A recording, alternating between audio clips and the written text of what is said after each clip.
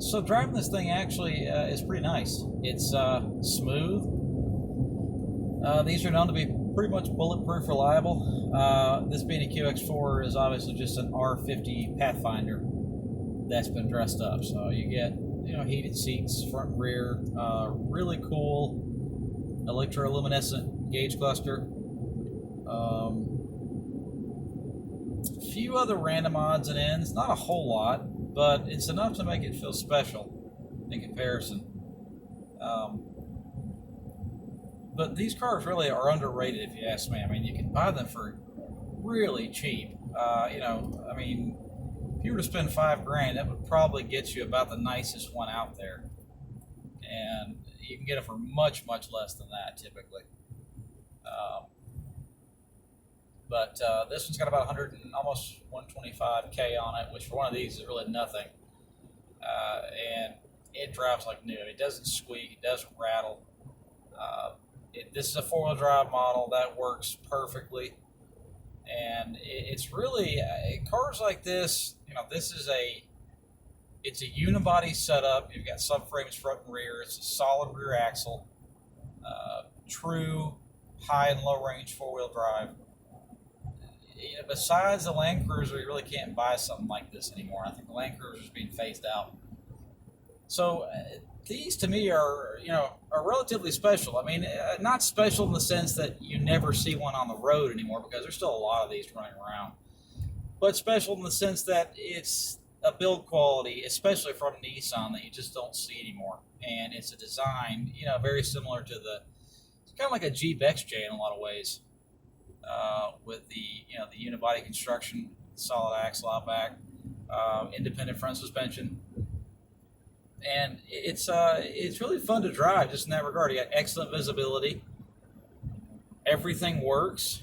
I don't want to call it fuel efficient. This has the VQ35 V6. This is the first generation of that engine, and it's not super efficient. On the highway, you're lucky to get. I've done a couple trips and probably averaging 22, maybe 23. It's not a lot, but that's okay. I don't have high expectations for something this age. I mean, this is almost a 20-year-old vehicle. This is an '01. So it's but this is the daily driver. This is the one that I pretty much would trust to go anywhere, and it's pretty easy to maintain. There are some things that are difficult, more so because it's the four-wheel drive version.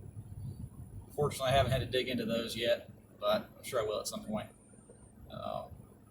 But yeah, I personally would recommend one of these to anybody. I mean, it's not going to be 100% never fix it, endlessly reliable. You're going to have issues. It's going to happen in any car of any age, especially one that's 20 years old almost. But in comparison to, I'm a huge BMW guy, but X5s and stuff, yeah, this is going to be more reliable overall. The biggest problems these things have are oil leaks. It seems like rear main seal. I just fixed the oil cooler gasket on this one, the oil pan, valve covers, stuff like that. That seems to be the biggest Achilles heel of these. I've seen some of the water pumps on the VQs, which are driven by the timing chain. They seem to go. I don't have any history of the one in this one being replaced, and at this mileage, I have to assume it's original. So I'll just kind of see how it does. I know some of them, there are some timing chain guide failures out there.